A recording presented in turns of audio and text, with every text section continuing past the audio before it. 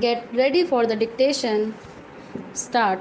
If you scan the history of the railways in this country, you will see that it was the presidency towns Bombay, Madras, and Calcutta that determined the pattern of our railways as well as of our industrial and economic growth.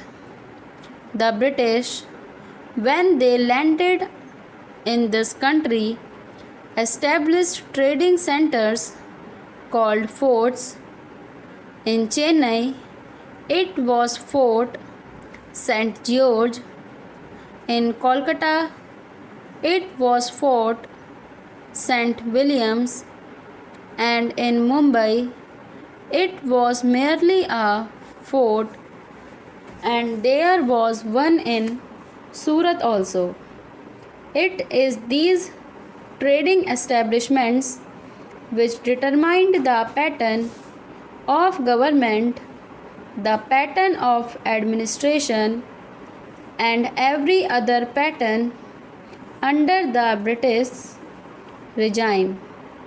They constructed the railways, they established the industries, they located their armies with reference to these three presidency towns.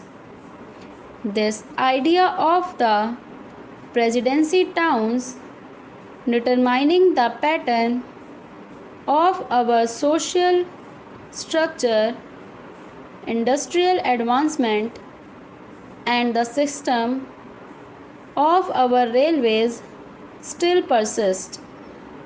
That is the mental lag that is hampering the vision of the Planning Commission, the Railway Board, and the Railway Ministry. Sir, once I happened to travel from London to Rome by train. Another time, I had to travel from Moscow to Leningrad by train. Now, where did I find on the continent of Europe lines of varying breadth? It is all a uniform gauge. So is it in Russia. It may be 6 feet there.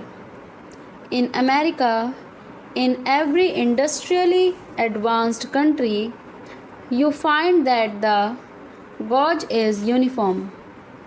This very country which ruled us, namely the United Kingdom, had inside its border a uniform gauge, but they inflicted 3 systems of gauge on India. They thought that would perpetuate what is called their domination, or in the negative sense that it would impede the industrial and economic growth of India. Secondly, it would make India always the customer and purchaser of lines and locomotives and rolling stock from the United Kingdom.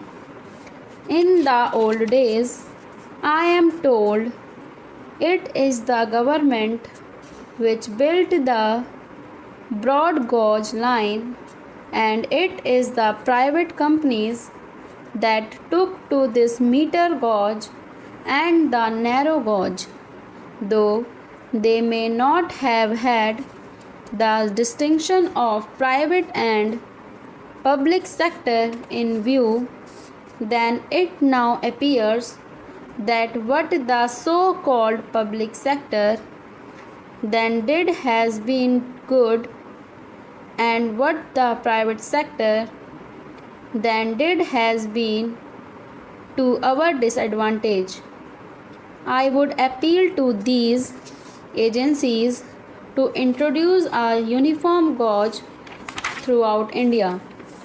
In this connection, it will be interesting to note the talk of the Honorable Railway Minister about the schools, primary schools, higher secondary schools, and high schools for the Indian Railways.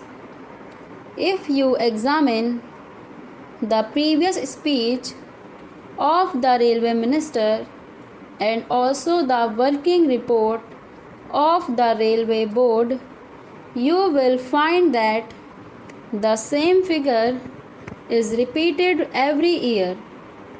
I have examined the figures and I find that this year only 16 schools have been added, out of which 13 are primary schools, one is a higher secondary school, and 2 are middle or high schools.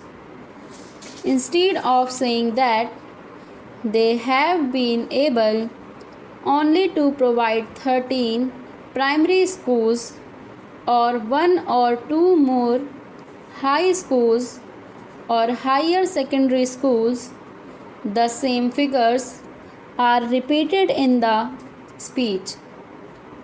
Although the Railway Board has all along been saying that education is the responsibility of the state and therefore the Railway Board does not own this responsibility, I would like to remind the Railway Minister about the agreement reached between the National Federation of Railwaymen and the Railway Board in the year 2005, according to which the Railway Board undertook to provide primary schools for the education of the children of railway employees. Sir, as I told you earlier, I had to say many things on the floor of this house, but I will conclude with only 1 or 2 more observations. I will first deal with the labor relations on the Indian Railways. I slightly differ from my honorable friend when he quoted me as saying that the permanent negotiating machinery has completely failed. It is a fact that this machinery is not functioning satisfactorily. At certain places, it has failed. There is no doubt about it. But I would say in this house most frankly that at the board's level, this machinery has been working successfully.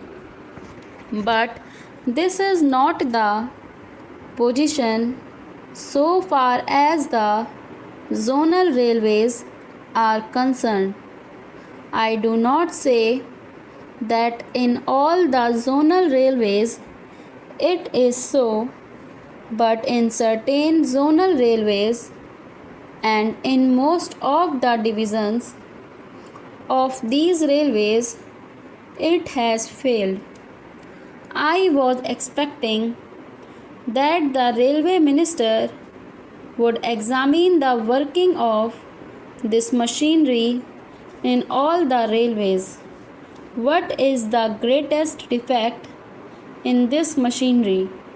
This machinery suffers to the extent that at the board level, if there is difference of opinion between the railway board and the railway labor, no arbitration machinery is provided to settle the disputes.